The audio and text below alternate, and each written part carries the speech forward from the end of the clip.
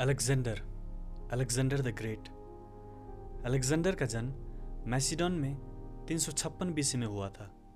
Alexander the great को सिकंदर के नाम से भी जाना जाता है। अलेक्जेंडर द ग्रेट 20 साल की उम्र में राजा बन गए थे और अपने शासन के अधिकांश वर्ष पूरे वेस्टर्न एशिया और नॉर्थ वेस्टर्न अफ्रीका में एक लंबा सैन्य अभियान चलाने में बिताए।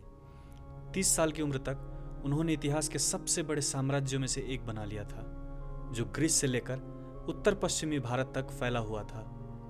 वो युद्ध में अपराजित थे और व्यापक रूप से इतिहास के सबसे सफल सैन्य कमांडरों में से एक माने जाते हैं।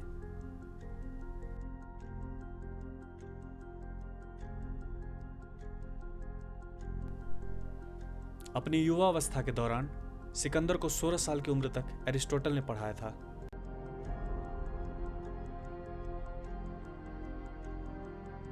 उनके पिता फिलिप की 336 बीसी में उनकी बहन की शादी में हत्या कर दी गई थी और सिकंदर ने मैसिडोन के राज्य में सिंहासन ग्रहण किया।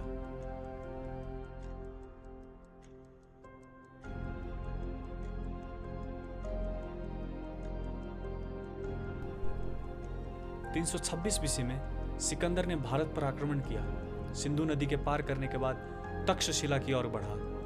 फिर उसने झेलम और चिनाब नदियों के बीच के राज्य शासक राजा पोरस को चुनौती दी और भीषण युद्ध में पोरस को कब्जा कर लिया। मालव और क्षुद्रक नामक जनजातियों के द्वारा एक अधिक खतरनाक विरोध की पेशकश की गई थी। उत्तर से नीचे की ओर बढ़ते हुए सिकंदर को आपदा के बाद आपदा का सामना करना पड़ा। मालवों के साथ अपनी लड़ाई में वो स्वयं बहुत बुरी तरह से घायल हो गया और इसी क्रोध में आकर बहुत सी मासूमों की हत्या कर दी थी।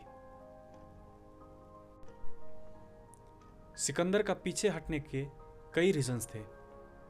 उसके सैनिकों को बलूचिस्तान की रेगिस्तान में अत्यधिक कठिनाइयों का सामना करना पड़ा। कई मर गए और कई बीमार हो गए और सिकंदर भी वर्षों की लगातार युद्ध से थक गया था और यहां से सिकंदर का पीछे हटने का कारण बढ़ता ही चला जाता है।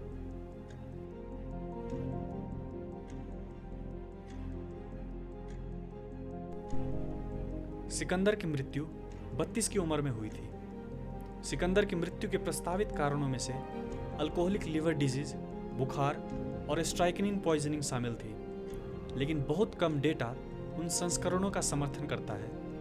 University of Maryland school of medicine की 1998 की रिपोर्ट के अनुसार सिकंदर की मृत्यु टाइफाइड बुखार से हुई थी, जो कि मलेरिया के साथ प्राचीन बेबीलोन में आम थी।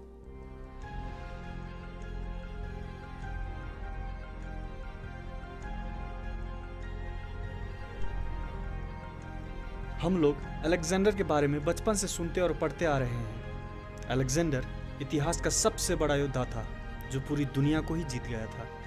और इसी इतिहास के बारे में जब हम चर्चा करते हैं तो कुछ आर्कियोलॉजिस्ट जो इतिहास के विशेषज्ञ होते हैं और जो ऐतिहासिक दस्तावेज और कलाकृतियों के अनुभव के माध्यम से विशेषज्ञता हासिल करते हैं, जब आर्कियोलॉजिस्ट अलेक्जेंडर के बारे में पता करने की कोशिश की तब हैरान कर देने वाली बात सामने आई।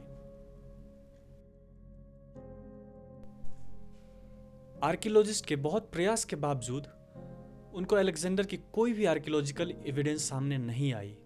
बाद में इसी बात पर काफ़ी गंभीर चर्चा हुई और कुछ डीप रिसर्च करने की प्रयास की गई थी।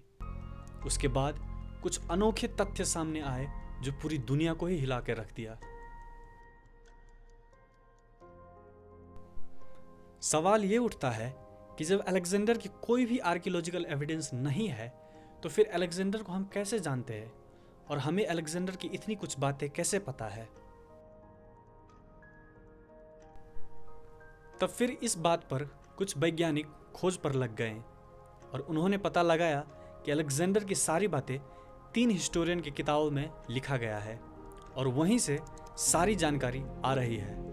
वो 3 हिस्टोरियन स्टैब्रो, अरियन और प्लूटार्क, इन तीनों हिस्टोरियन की किताबों से अलेक्जेंडर की जिक्र की गई है।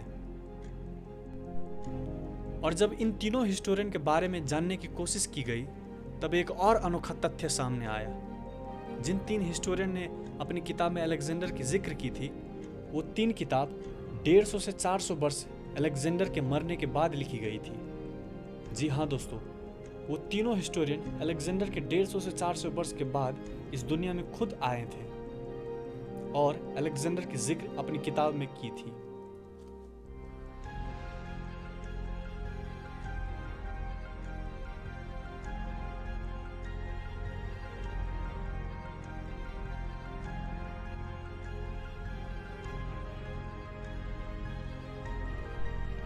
और ये रहस्य आज की 21वीं सेंचुरी में भी पहेली बन के खड़ी है और आज की शताब्दी में भी एक रहस्य है और वैज्ञानिक उनके बारे में आज भी एविडेंस कलेक्ट कर रही है और काफ़ी अनुमान किया जा रहा है। ऐसे ही कुछ वीडियोस आपको पसंद है तो इस वीडियो को लाइक करें और इस चैनल को सब्सक्राइब करें। आज के लिए इतना ही, मिलते हैं अगले वीडियो में। धन्यवाद।